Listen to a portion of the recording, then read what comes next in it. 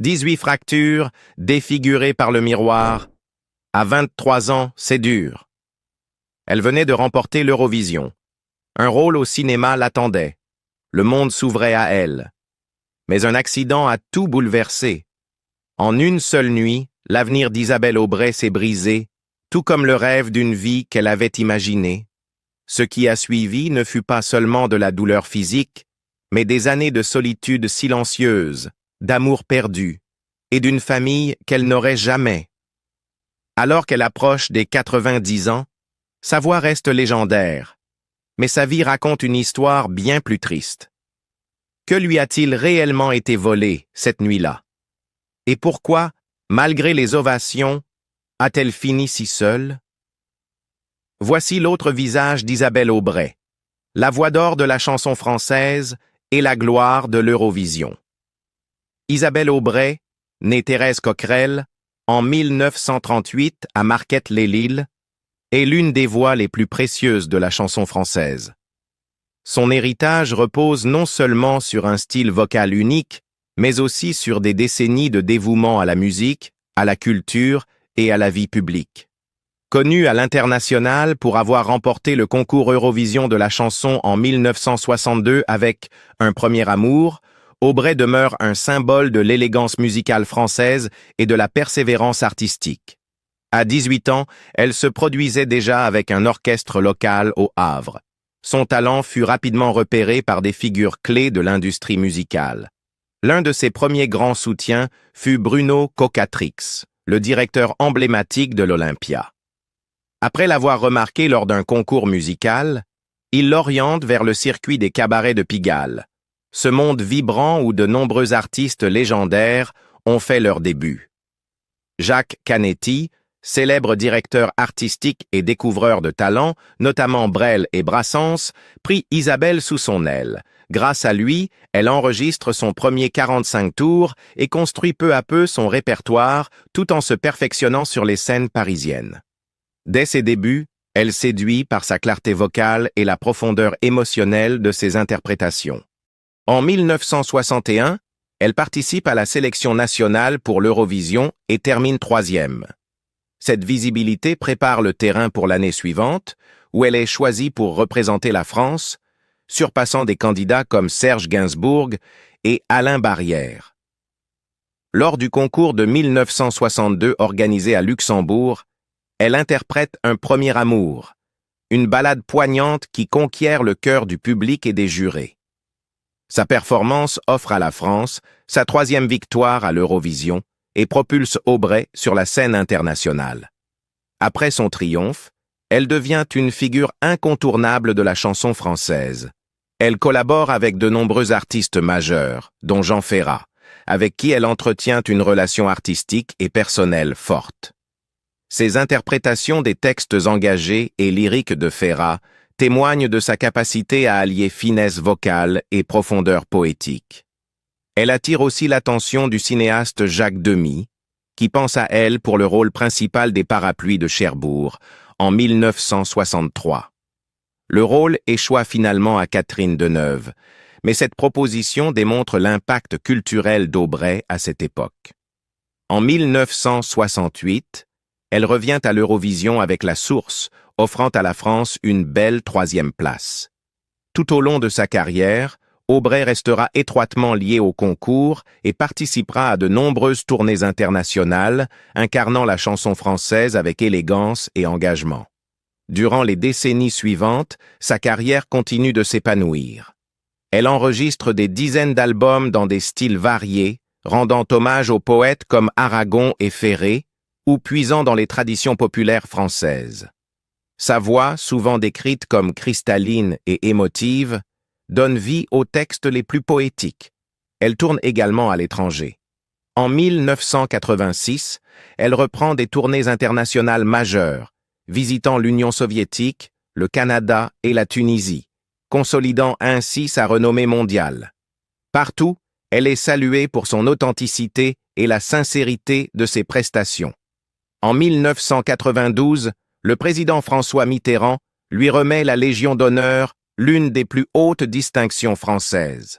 Cette reconnaissance souligne non seulement ses succès artistiques, mais aussi son rôle dans la valorisation de la culture française. Isabelle Aubray a enregistré plus de 40 albums. Son répertoire mêle créations originales et reprises intemporelles des grands auteurs de la chanson. Son dernier album studio, paru en 2016, est une œuvre introspective qui confirme l'éclat durable de son art.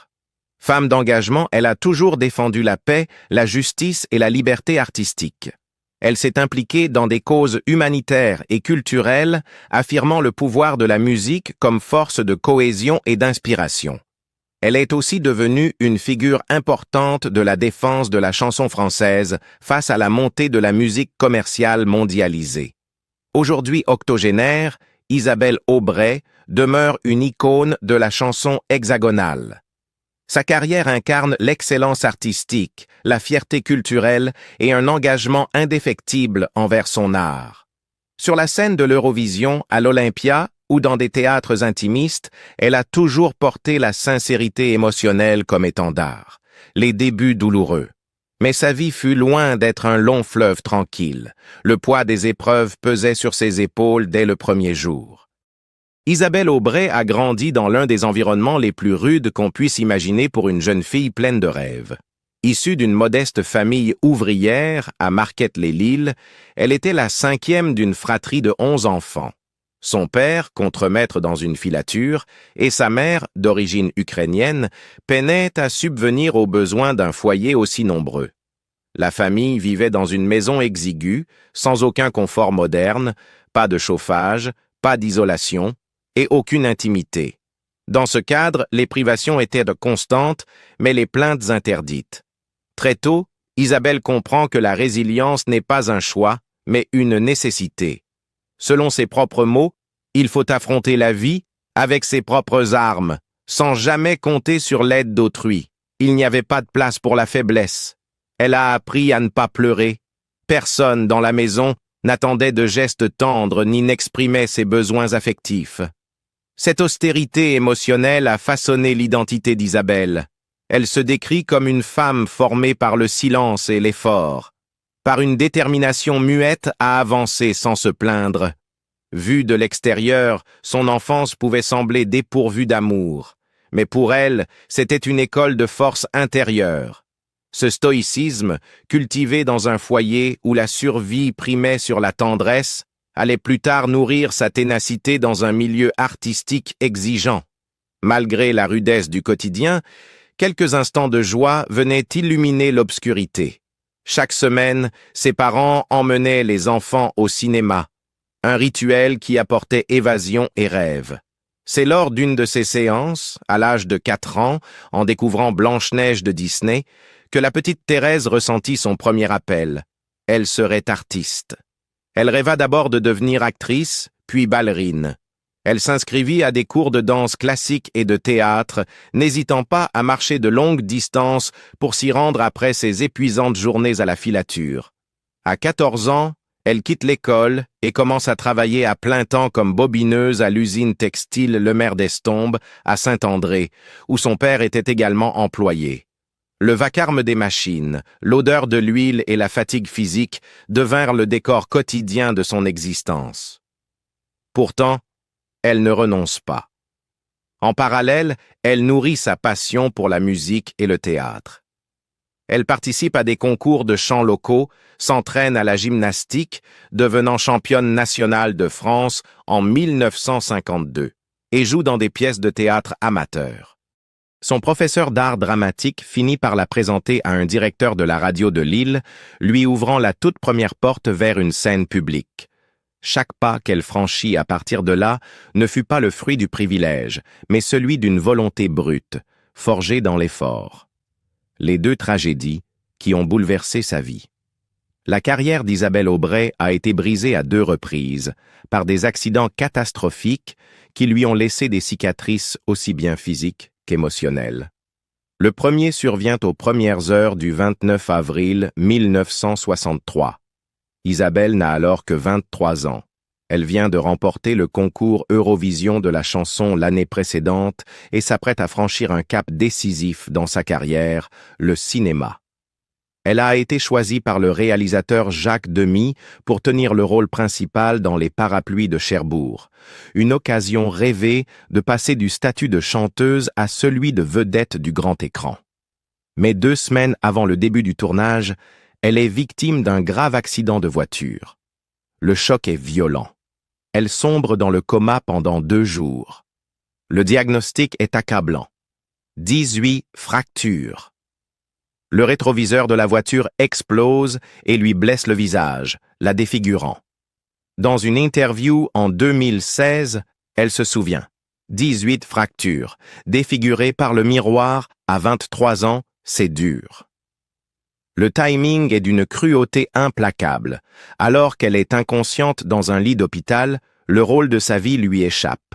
La production, contrainte de poursuivre, choisit Catherine Deneuve, qui accédera dès lors à la célébrité mondiale. Pour Aubrey, ce n'est pas seulement une occasion manquée, c'est une fracture existentielle. Cet accident a été un désastre dans ma vie, confiera-t-elle plus tard. Les conséquences vont bien au-delà de sa carrière. Ses blessures auront des séquelles durables sur sa santé, dont certaines affecteront son système reproductif et l'empêcheront d'avoir des enfants. Il y a eu mon premier accident, et les hommes de ma vie ne voulaient pas de ça, avouera-t-elle des années après. Malgré le traumatisme, Aubrey se bat pour retrouver la scène. Elle reçoit un soutien aussi inattendu que bouleversant. Jacques Brel lui offre les droits à vie d'interprétation de sa chanson « La Fanette », un geste de solidarité et d'aide financière qu'elle n'oubliera jamais. Elle y verra la preuve de sa grandeur, en tant qu'homme et en tant qu'artiste. Près de 20 ans plus tard, en 1982, le destin frappe à nouveau. À ce moment-là, Aubrey est une artiste confirmée et internationalement reconnue. Elle vient d'être élue meilleure chanteuse du monde par le public japonais en 1976 et en 1980. Elle est en pleine tournée et bénéficie d'un regain d'admiration. Mais alors qu'elle répète pour le gala de l'Union des artistes, elle accepte de relever un défi audacieux.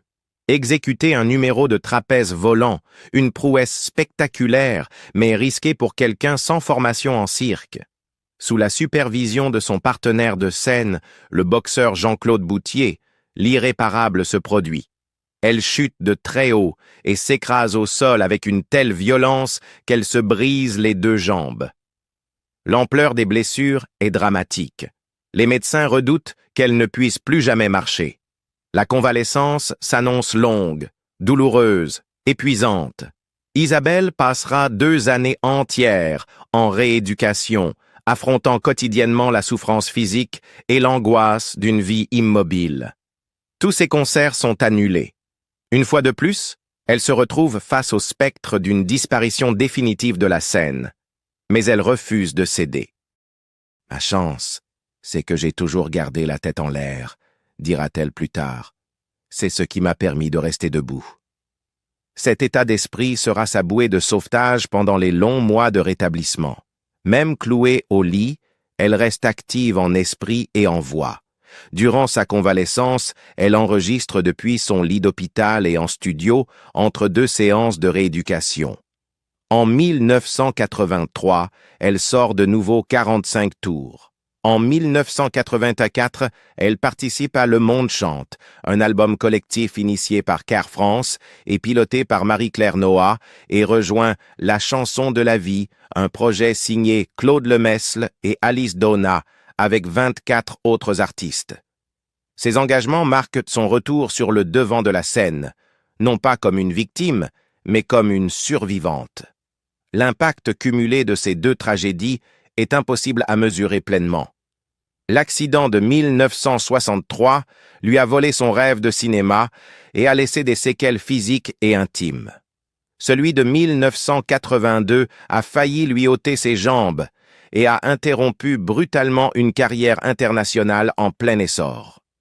À chaque fois, le coup fut dur. À chaque fois, la guérison fut longue. Mais jamais Isabelle Aubray ne s'est repliée.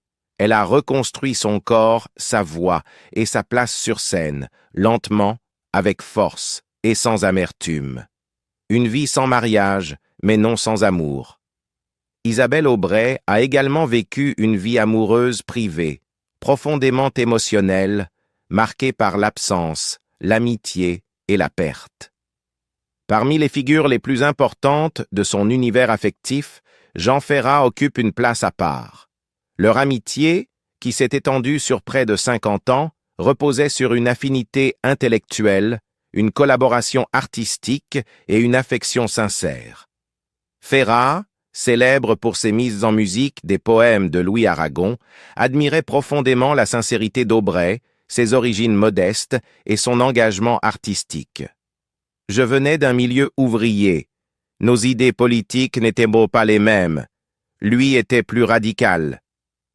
Moi, j'étais pour l'harmonie et le consensus », expliquait-elle dans une interview à RFI en 2011. Mais ces différences ne firent que renforcer l'estime qu'il lui portait.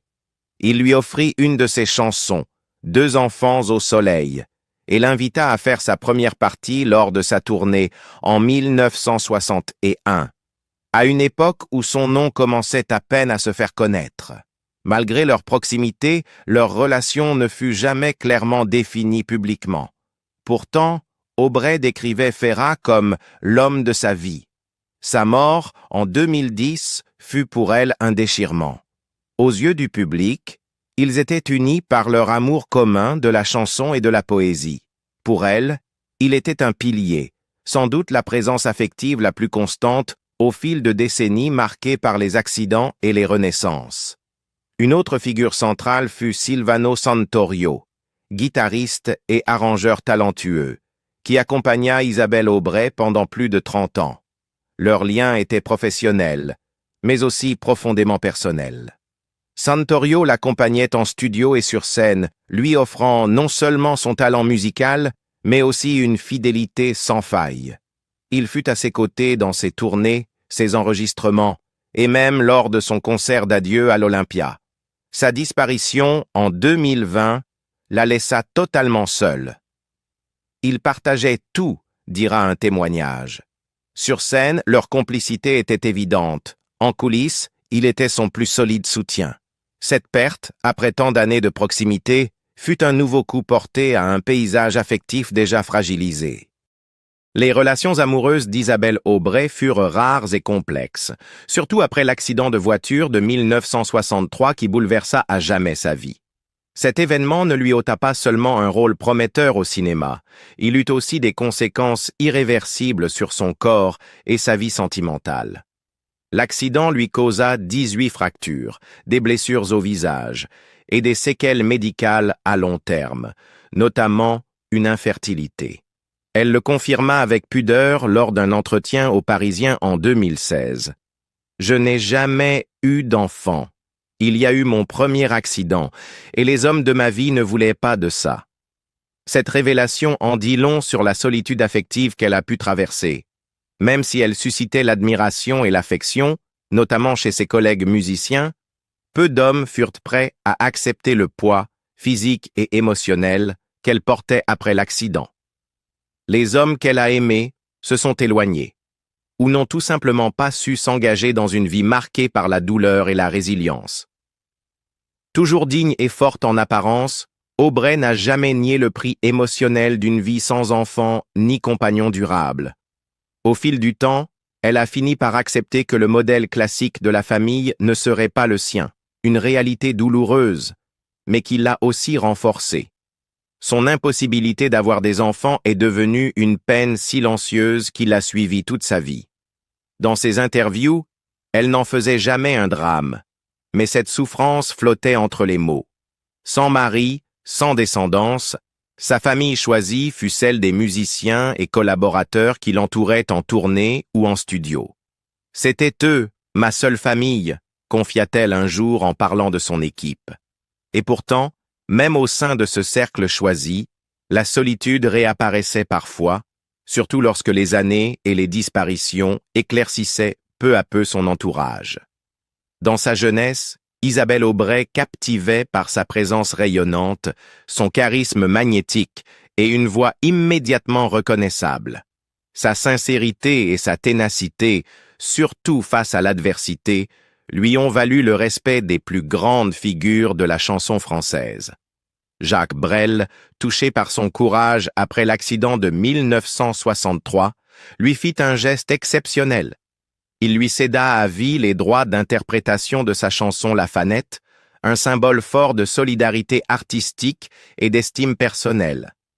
Elle partagea aussi la scène avec Salvatore Adamo dans les années 60, lors de leur première tournée. Adamo, alors étoile montante, se souvient d'elle comme d'une femme d'une force rare, mais d'une grande fragilité intérieure, marquée par le drame, mais résolue à chanter. Ces hommes l'admiraient profondément, artistiquement, humainement, et certains lui restèrent fidèles toute sa vie. Mais aucun ne fut l'homme d'un amour durable. Avec le temps, et la disparition progressive de ses amis et partenaires de scène, la solitude s'intensifia. La perte de Silvano Santorio, en particulier, laissa un vide indicible. Lors de ses funérailles, en juillet 2020, au crématorium du Père Lachaise à Paris, elle fut vue submergée par l'émotion. Leur lien n'avait jamais été défini publiquement, mais son importance ne faisait aucun doute. Il avait été son roc, son conseiller, son compagnon de création. La vie d'Isabelle Aubray ressemble à une ballade douce amère, faite de triomphes, mais aussi de grandes douleurs. 2 accidents tragiques, pas d'enfants, aucun partenaire durable. Et pourtant, elle a continué à chanter. Pensez-vous que la perte du rôle dans les parapluies de Cherbourg a changé le cours de sa vie? Aurait-elle connu un autre destin sans ce premier accident? Dites-le nous en commentaire. Et si l'histoire d'Isabelle vous a touché, pensez à liker la vidéo et à vous abonner pour d'autres destins méconnus des légendes de la musique.